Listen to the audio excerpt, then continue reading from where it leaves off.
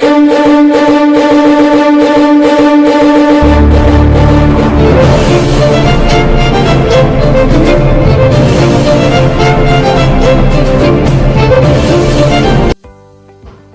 నమస్కారం అండి, welcome back to KMEC. So ఈ వీడియోలో నేను సర్టిఫికేట్ వెరిఫికేషన్ Eapcet 2021 తాలూకా రిజిస్ట్రేషన్ అనేది నిన్న కానీ వాళ్ళ మార్నింగ్ కానీ ఎవరైతే కంప్లీట్ చేసుకుని ఉన్నారో వాళ్ళ తర్వాత సర్టిఫికేట్ వెరిఫికేషన్ ప్రాసెస్ చేసుకోవాల్సి ఉంటుంది. అయితే ఇది ఎలా చూసుకోవాలి, ఆ తర్వాత మీరు ఎవరెవరు HLCకి వెళ్ళాలి, ఎవరు వెళ్ళాల్సిన అవసరం లేదు, ఆన్లైన్లో వెరిఫికేషన్ అంటున్నారు, అసలు అది ఎలా జరుగుతుంది, మళ్ళీ మేము ఆన్లైన్ దాంట్లో కొన్ని స్ట్రగుల్స్ ఫేస్ చేస్తున్నాం, ఆ స్ట్రగుల్స్ ఏంటని చూపిస్తాను, వాటికి సంబంధించిన సొల్యూషన్స్ కూడా ఈ వీడియోలో మీకు చెప్తాను. సో ఈ వీడియోని మీకు తెలిసిన వాళ్ళకి షేర్ చేయండి. అండ్ ఆల్సో ఈ వీడియోలో మీకు తెలుసుకున్న ఇన్ఫర్మేషన్ దయచేసి మిగతా వాళ్ళకి చెప్పడానికి ట్రై చేస్తారని నేను మనసారా ఆశిస్తున్నాను. So without any delay let us begin our video. So మీరు సైట్లో చూస్తున్నారు కదండి, సర్టిఫికేట్ రీఅప్లోడ్, అక్కడ ఆప్షన్ కనిపిస్తుంది. మీరు దాని మీద ఒకసారి క్లిక్ చేయాల్సి ఉంటుంది. సర్టిఫికేట్ రిజిస్ట్రేషన్ ఎవరైతే పేమెంట్ కంప్లీట్ చేసేసి ఆ నో యువర్ పేమెంట్ స్టేటస్ దగ్గర మీ పేమెంట్ స్టేటస్ కంప్లీటెడ్ అయ్యిందని తెలుసుకున్నారు, ఆ తర్వాత పేమెంట్ రిసిప్ట్ అనేది ఎవరైతే ప్రింట్ చేసుకున్నారో వాళ్ళు ఈ సర్టిఫికేట్ రీఅప్లోడ్ దగ్గర క్లిక్ చేసి తర్వాత మీరు కొన్ని చూస్తూ ఉంటారండి. ఇప్పుడు ఏంటంటే కొంతమందికి మ్యాక్సిమం ఎక్కువ మందికి రావాల్సిన ఒక అవుట్కమ్ ఏం రావాలంటే పెండింగ్ అట్ వెరిఫికేషన్ ఆఫీసర్ అని రావాలండి. యాక్చువల్గా అయితే ఏంటంటే సక్సెస్ ఆర్ కంప్లీటెడ్ అని ఎవరికైతే వస్తుందో వాళ్ళు HLCకి వెళ్ళాల్సిన అవసరం లేదు, వాళ్ళ డాక్యుమెంట్స్ అన్నీ వెరిఫై అయిపోయినట్లే. సో మీరు ఇంకా HLCకి వెళ్ళక్కలేదు, మీరు డైరెక్ట్గా వెబ్ ఆప్షన్స్ పెట్టుకోవడానికి అర్హులు. కానీ ఎవరికైతే పెండింగ్ అట్ వెరిఫికేషన్ ఆఫీసర్ ఉందన్నారో వాళ్ళకి కొంచెం సేపు టైం పడుతుందండి. కొంచెం సేపు అలా టైం పడుతూ ఉంటుంది. ఆ తర్వాత మీరు ఒకసారి చెక్ చేసుకుంటూ ఉండండి, మార్నింగ్ ఒకసారి, మధ్యాహ్నం ఒకసారి, సాయంత్రం ఒకసారి, అలాగా 1 or 2 డేస్లో మీ మొత్తం సెట్ అయిపోతుంది. ఆ తర్వాత మీరు అక్కడ సక్సెస్ ఆర్ కంప్లీట్ అని పడుతుంది.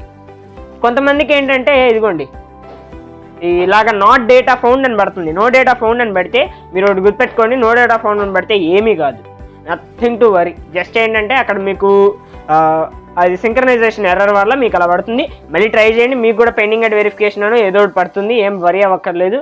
సో తర్వాత మీరు చూసుకున్నట్లయితే ఇంకొంతమందికి ఏంటంటే ఇలా వస్తుందండి, జావా ఫైల్ ఏదో వచ్చేస్తుంది, వాళ్ళు ఓపెన్ చేయగానే ఆ సర్టిఫికేట్ రీఅప్లోడ్ మీద క్లిక్ చేయగానే ఇలా వస్తుంది అంటున్నారు. ఏం వరీ అవ్వద్దు, మళ్ళీ ట్రై చేస్తుంటే మీ ఫోన్ బట్టి కూడా కొంతమందికి అవుతూ ఉంటుందండి.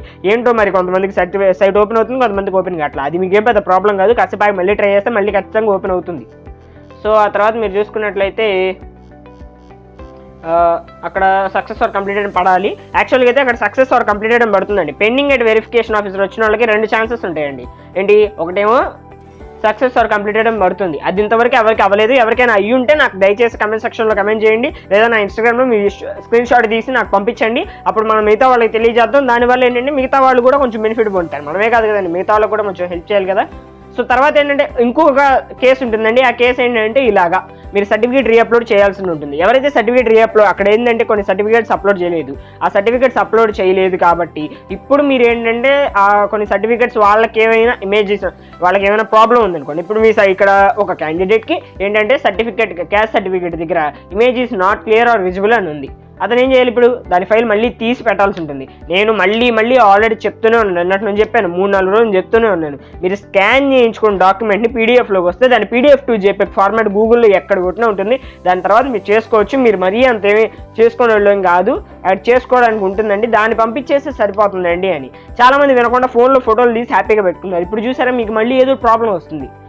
ఇలా ఎవరికైనా వస్తే నేను ఇచ్చే పర్సనల్ సజెషన్ ఏంటంటే, మీరు మళ్ళీ అప్లోడ్ చేయదలుచుకుంటే దయచేసి నెట్ సెంటర్కి వెళ్ళండి. నెట్ సెంటర్ అంటే ఏదో ఒక దారిలో ఉండదు. నెట్ సెంటర్కి వెళ్ళి మీ డాక్యుమెంట్ని స్కాన్ చేయించుకొని PDF కింద కాకుండా వాళ్ళని ఫోటో కింద అయినా మీ మెయిల్కి పంపించమంటే పంపిస్తారు, లేదా మీకు PDF కింద పంపించమన్నా PDF కింద పంపిస్తే దాన్ని PDF to JPEG ఫార్మాట్లో పంపించుకోవడానికి గూగుల్లో చాలా సైట్స్ ఉంటాయి, వాటిల్లో చెక్ చేసుకొని దాన్ని మార్చుకోండి. అంతేగాని మీ ఫోన్లో మళ్ళీ తీయడానికి ట్రై చేయొద్దు. ఎడోప్ స్కాన్ అంటారు, నార్మల్ అంటారు, అయ్యి అంటారు. నా ఫ్రెండ్కి కూడా చెప్తున్నా, వాడు వెండు తర్వాత వాడు తెలుసుకుంటాడు. ఇప్పుడు కాకపోతే తర్వాత దీనికి ఏంటంటే ఇప్పుడు మళ్ళీ ఇలా వచ్చింది కదండి, ఫస్ట్ టైం అప్లోడ్ చేసినప్పుడు రాలేదే అనుకోండి, అది ఇక్కడ ఇస్తారు. రీఅప్లోడ్ అంటే ఏంటండి, మళ్ళీ అక్కడ ప్రాబ్లం అయితేనే కదండి ఇక్కడ అప్లోడ్ చేయమన్నారు.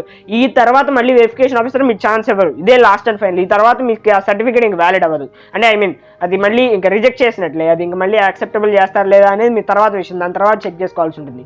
యాక్చువల్గా ఇప్పటి వరకు తెలిసిన దాని ప్రకారం ఇదే ఇంకా ఇన్ఫర్మేషన్. సో మీరు దీన్ని జాగ్రత్తగా వెరిఫై చేయించుకుంటారని నేను ఆశిస్తున్నాను.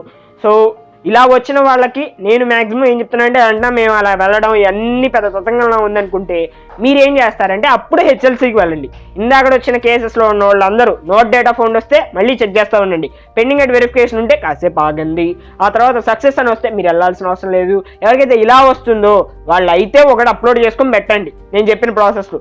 లేదు అంటారా మీరు హెచ్ఎల్సీకి వెళ్ళొచ్చు. హెచ్ఎల్సీకి మీరు స్లాట్ బుకింగ్ అనేది లేదండి.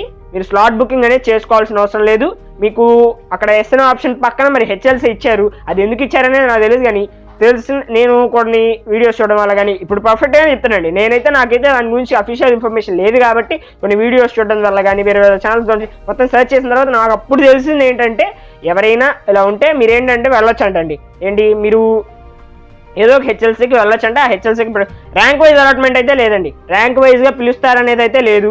స్లాట్ బుకింగ్ అసలుకే లేదు. ఇక్కడ ఎక్కడ స్లాట్ బుకింగ్ గురించి చూపించలేదు. మరి వాళ్ళ సర్టిఫికేట్ వెరిఫికేషన్ కాబట్టి ఏమన్నా సైట్ ఇస్తారు లేదా అని చూడాలి. ఇంకా ఇవాళ మధ్యాహ్నం వరకు వెయిట్ చేయండి. మధ్యాహ్నం వరకు వెయిట్ చేయి. ఒకవేళ అవ్వకపోతే అప్పుడు మీరు దగ్గరలో ఉన్న హెచ్ఎల్సీ సెంటర్కి వెళ్ళండి. హెచ్ఎల్సీ సెంటర్ మీ దగ్గరలోనే కొన్ని ఉంటాయి. అదేంటి అనేది లిస్ట్ డిస్క్రిప్షన్ బాక్స్లో ఉంది. హెచ్ఎల్సీ లిస్ట్ అని ఇచ్చాను.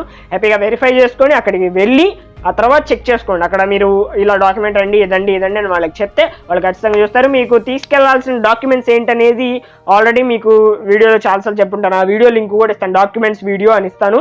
ఆ వీడియోలో ఏ టైం నుంచి ఏ టైం వరకు చూడాలనేది కూడా మెన్షన్ చేస్తాను. దయచేసి అక్కడ దాకా చూడండి, ఎందుకంటే మీకు టైం వేస్ట్ కాకూడదు కాబట్టి. సో నేను అలా ఆలోచించి చెప్తున్నానండి. So that's all for this video guys. Hope you all like this. So మీకు తెలిసిన వాళ్ళకి షేర్ చేయండి. ఈ ఇన్ఫర్మేషన్ని పక్కాగా షేర్ చేయండి. వీడియో షేర్ చేయకపోయినా పర్లేదండి. ఈ ఇన్ఫర్మేషన్ తెలిసిన వాళ్ళకి షేర్ చేయండి. ఎందుకంటే వాళ్ళు కొంచెం ఇన్ఫర్మేషన్ గెయిన్ చేసుకొని వాళ్ళకి ఏమైనా తప్పులు ఉంటే రెక్టిఫై చేసుకుంటారు. లేదా ఇలా వచ్చిందా అంటే నాకు మళ్ళీ మెసేజ్ చేయడానికి కానీ అవన్నీ చూపించుకుంటూ ఉంటారు. తర్వాత మీకు ఇంకొన్ని డౌట్స్ ఉన్నాయండి. ఈడబ్ల్యూఎస్ గురించి కావచ్చు, ఇన్కమ్ గురించి కావచ్చు, కొన్ని సర్టిఫికేట్స్ రీఅప్లోడ్ గురించి కావచ్చు. ఆ వీడియోలో నేను తర్వాత వాటి గురించి డిస్కస్ చేసి మీకు ఎక్స్ప్లెయిన్ చేస్తాను. Until then this is me Rithik Ram signing off. Thanks. Bye by.